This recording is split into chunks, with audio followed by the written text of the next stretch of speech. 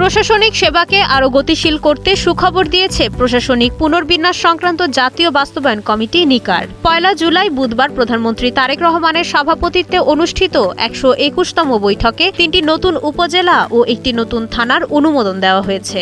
উন্নয়নকে তৃণমূল পর্যায়ে পৌঁছে দিতেই সরকারের এই গুরুত্বপূর্ণ সিদ্ধান্ত।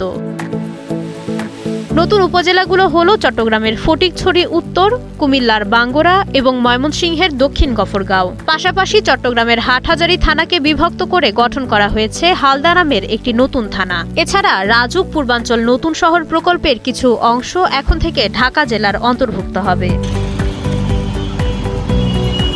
সচিবালয়ে অনুষ্ঠিত এই উচ্চ পর্যায়ের বৈঠকে স্থানীয় সরকার মন্ত্রী মির্জা ফখরুল ইসলাম আলমগীর সহ সরকারের শীর্ষ নীতি নির্ধারকরা উপস্থিত ছিলেন। প্রশাসনিক পুনর্গঠনের এই উদ্যোগ স্থানীয় জনগণের নাগরিক সুবিধা নিশ্চিত করতে বিশেষ ভূমিকা রাখবে বলে আশা সংশ্লিষ্টদের।